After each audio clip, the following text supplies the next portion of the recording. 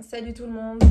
Aujourd'hui, je vais vous parler, suite à mon voyage en Jamaïque, des 10 choses que je n'ai pas du tout appréciées en Jamaïque. C'est parti!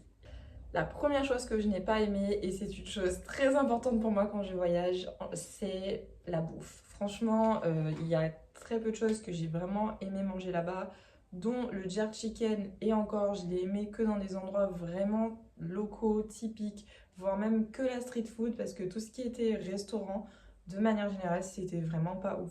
La plupart des restaurants qu'on trouvait sur TripAdvisor, sur Google, etc., en fait, c'est des restaurants, on va dire, plutôt touristiques, pièges à touristes, ou des restaurants faits par des étrangers, des Américains la plupart du temps, ou des étrangers autres pays, qui s'installent sur l'île et en fait font ces restaurants-là ça.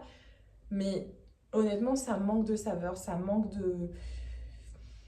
d'authenticité. On s'attend à mieux en fait pour la Jamaïque. Par contre, ça manque pas de sel. Les plats sont très salés, sont très dosés en sel. Et quant au dessert, c'est vraiment... Je pense que quand on vient de France, c'est difficile d'apprécier des desserts d'ailleurs, hein, mais vraiment, c'est une catastrophe. Enfin, moi, j'ai pas du tout apprécié.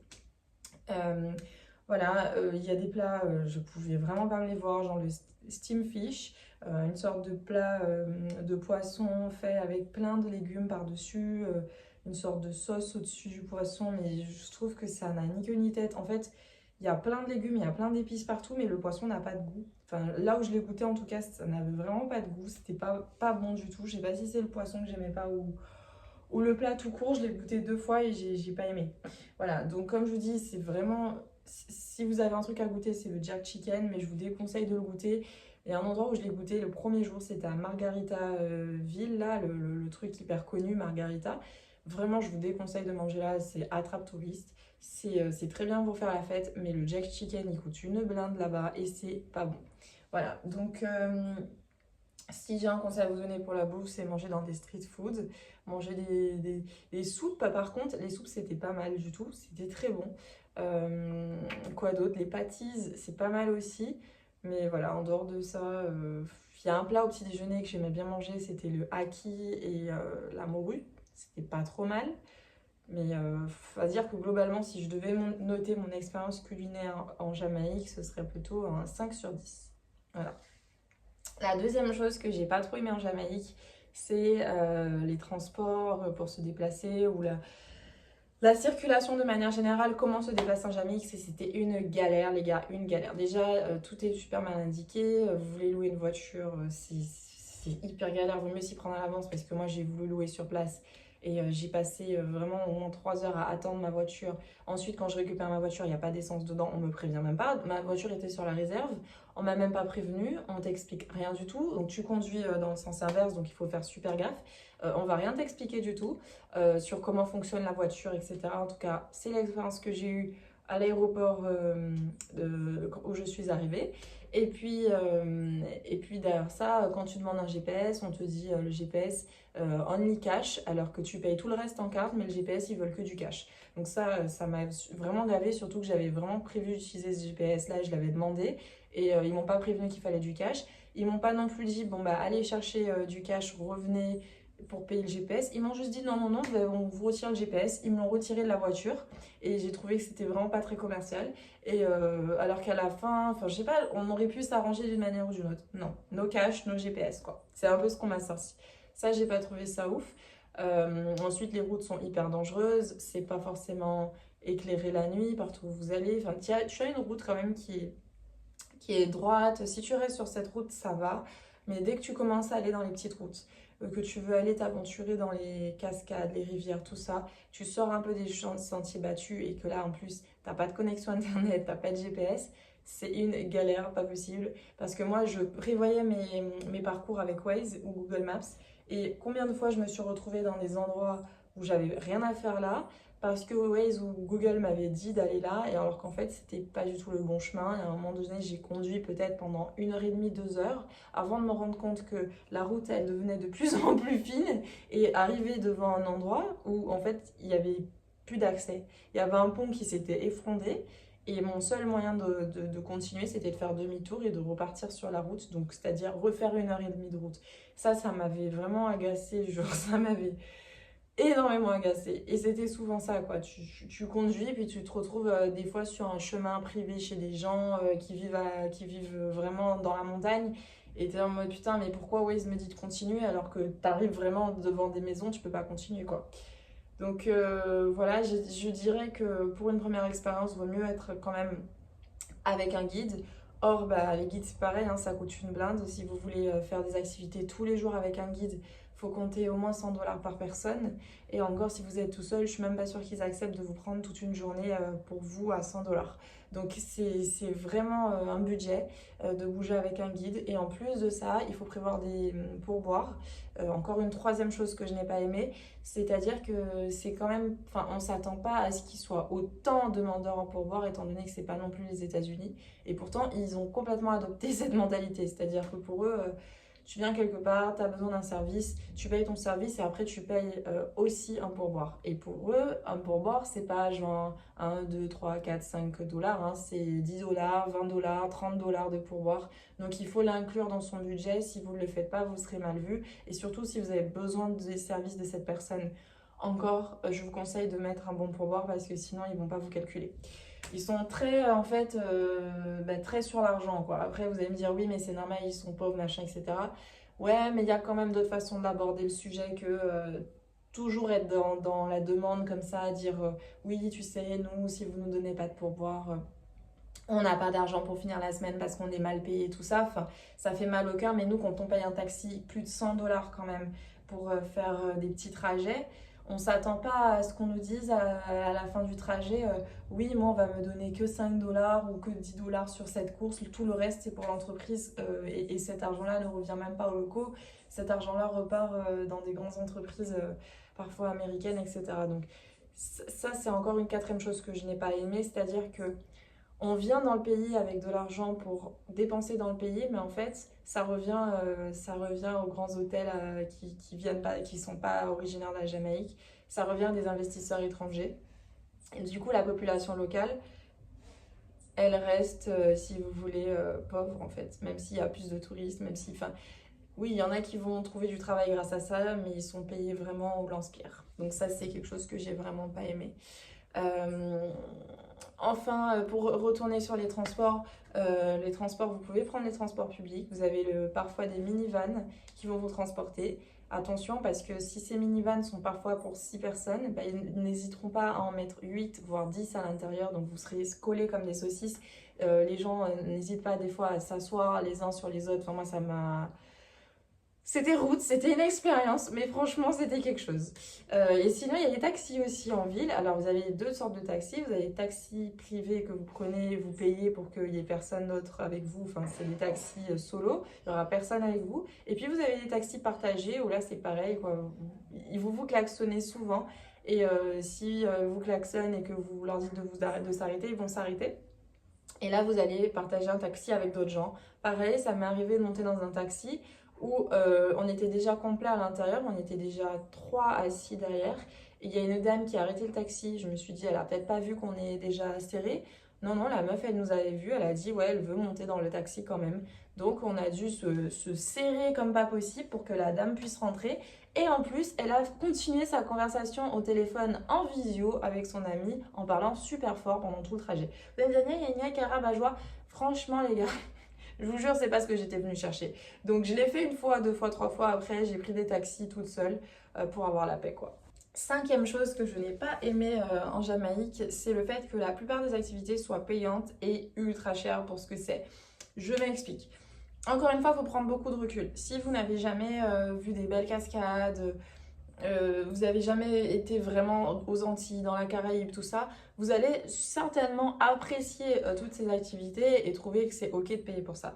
Quand vous venez d'une île qui est déjà paradisiaque comme la Guadeloupe ou la Martinique, et qu'on a accès à toutes ces choses gratuitement, on va dire, et de manière abondante, ben en fait c'est un peu frustrant quand on se retrouve en Jamaïque et qu'on doit non seulement faire un parcours de fou pour y arriver, ensuite une fois qu'on arrive, qu'on nous dise bah, il faut payer, et en plus de se rendre compte qu'il y a un tarif pour les locaux et un tarif pour les touristes qui est vraiment genre très différent. Ça me dérange pas de me dire ok les locaux c'est normal qu'ils payent moins cher, peut-être à raison de quelques dollars et tout, mais là c'est vraiment flagrant. C'est-à-dire qu'un local va peut-être payer 5 dollars pour entrer et vous, on va vous demander de payer 30 dollars. Là, je trouve que c'est un petit peu dire, genre, ouais, comme c'est des touristes, on peut y aller, quoi, tu vois. Et cette mentalité-là, je l'aime pas. Donc, déjà, c'est une chose que je n'ai pas aimé, le fait que les prix soient différents pour les uns et les autres. Donc, je vais mettre ça en point numéro 6. Et je reviens sur le point numéro 5, c'est-à-dire le fait de payer pour aller à la rivière, pour aller voir des cascades, pour aller sur des plages aussi. Il faut payer pour entrer parfois sur des plages. Et pour aller, en fait, pour faire tout comme activité, quoi. Enfin, c'est... Moi, ça m'a fait... franchement, ça m'a fait un choc, quand même. Surtout de voir que je paye pour aller sur des plages qui sont parfois vraiment pas jolies ou qui n'ont rien de plus comparé à des plages que j'ai déjà chez moi. Je parle vraiment comme une meuf blasée des voyages, je pensais pas parler comme ça un jour, mais réellement je pense que cette destination elle a été très surcotée, en tout cas dans ma tête, je voyais vraiment pas ça comme ça. Par contre, les cascades effectivement elles sont magnifiques, genre vraiment rien à dire, elles sont très très très belles, mais pareil quand vous arrivez vous avez des guides qui veulent vous faire des photos, qui veulent vous faire visiter. Ils vont pas vous dire oui, est-ce que tu veux payer pour que je te fasse faire la visite. Donc vous pouvez vous dire peut-être que ça inclut parce que vous payez déjà 30 dollars à l'entrée. Et ben non, en fait, vous avez un guide qui vient, qui vous suit partout et qui vous dit allez, viens, je vais te faire visiter, je vais te faire des photos, je vais te faire plein de photos, tu vas voir. Et à la fin, il faut payer encore le guide parce qu'il vous dit que sinon, il n'est pas payé. Alors ça, c'est pas partout que je l'ai vu. Mais je l'ai quand même vu à certains endroits, mais il y a quand même un endroit hyper touristique où il y avait marqué partout, si on vous demande de l'argent, n'en donnez pas, enfin c'est à votre discrétion parce que nos guides sont déjà payés.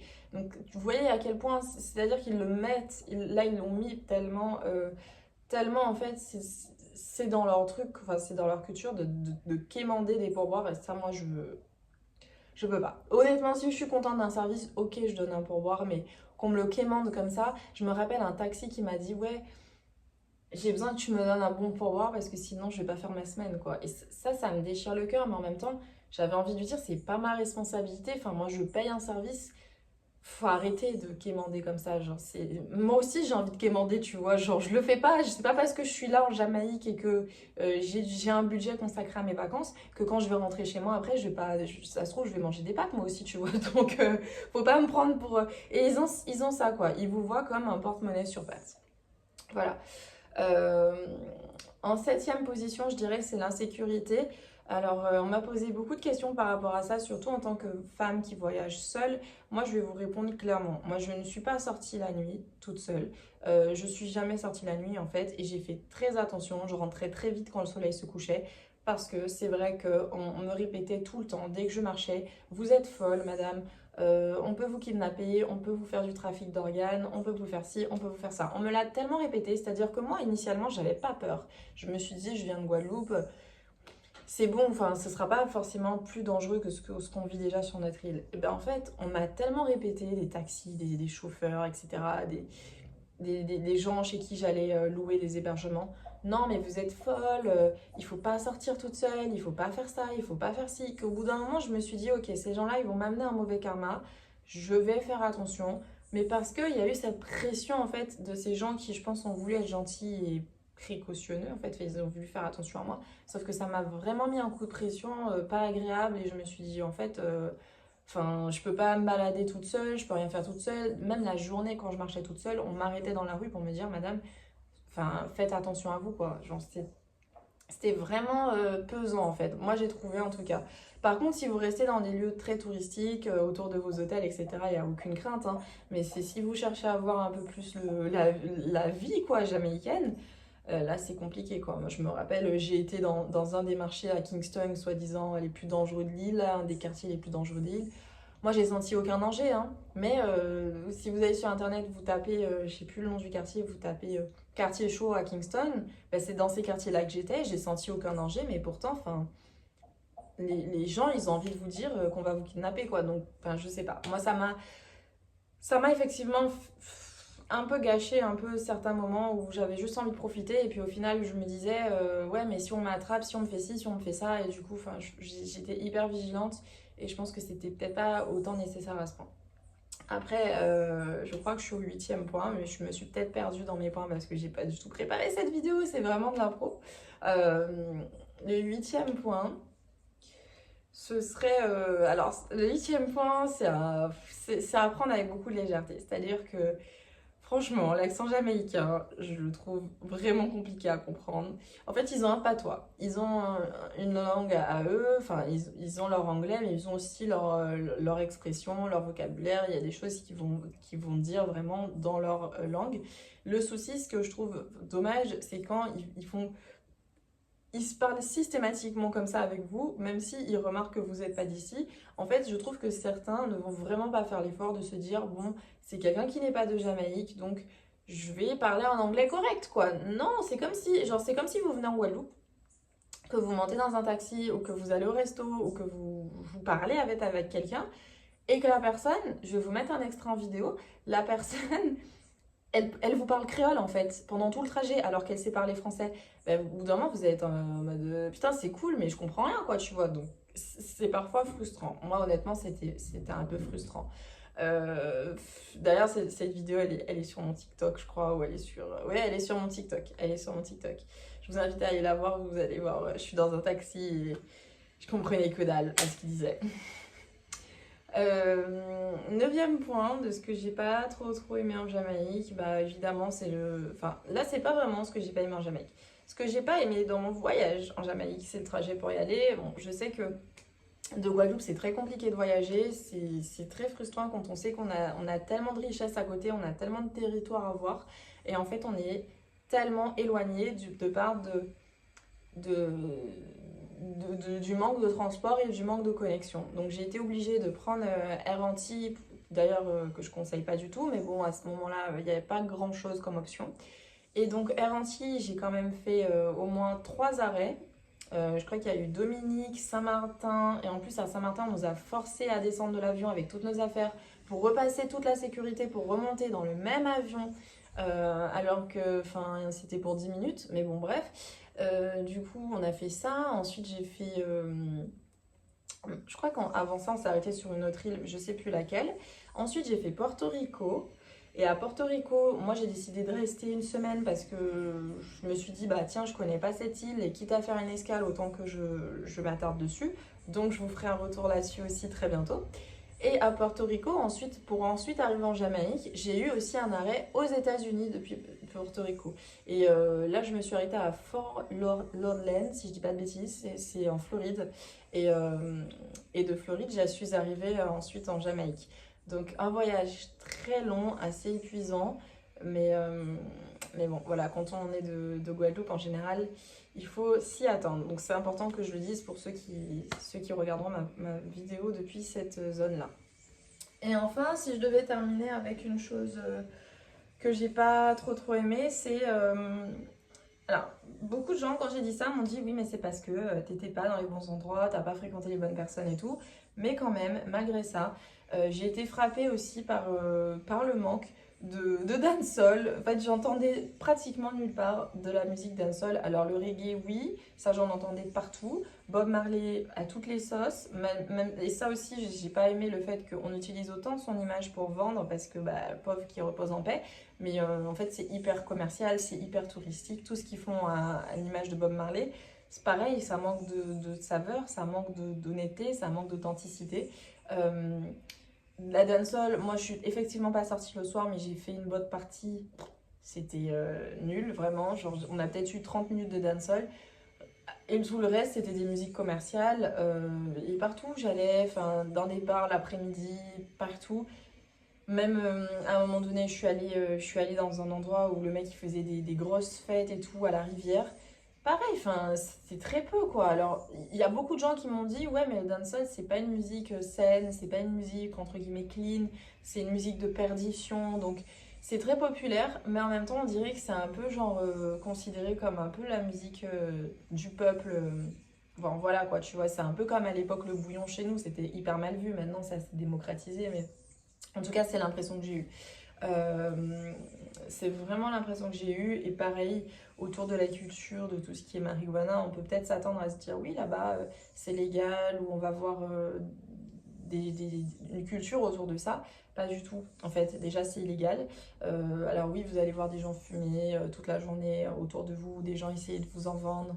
Mais il y a que, dans tout mon voyage en Jamaïque, en 10 jours, il y a que 2 endroits où j'ai vu qu'ils faisaient des space cakes. Et quand j'y suis allée, il n'y en avait pas. Donc j'ai même pas goûté de space cake jamaïcain. Et il n'y avait pas de. Il y avait, et franchement, tout le reste, moi je vous déconseille parce que c'est illégal et ça vaut pas le coup parce qu'en fait, eux, ils vont pas se faire arrêter. Les locaux vont se faire très rarement arrêter, mais vous allez vous faire arrêter. Voilà, donc je vous conseille de ne pas le faire. D'ailleurs, j'ai vu pas mal de gens se faire contrôler par la police, que ce soit sur la route, que ce soit des contrôles dans la rue. J'en ai vu quand même énormément. Voilà, et il y avait aussi des barrages dans certains endroits, dans des quartiers où des fois j'allais, bah, en fait il y avait des barrages militaires, carrément comme dans les films, avec des tentes et tout.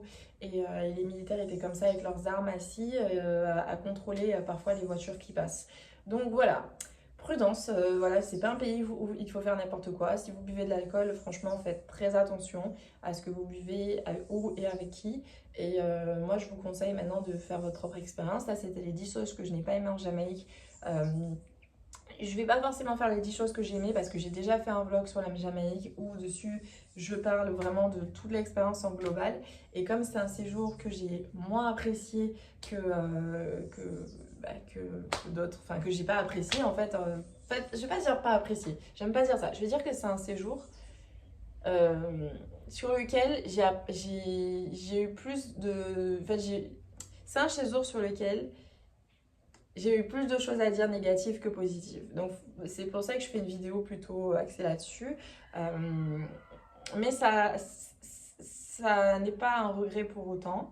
Pour autant, je suis très contente d'y être allée. Je suis très contente d'avoir découvert ce pays, puisque mon but, c'est de faire tous les pays du monde à mon rythme. Donc, c'est un plaisir d'y aller. Mais je ne pense pas y retourner. Voilà.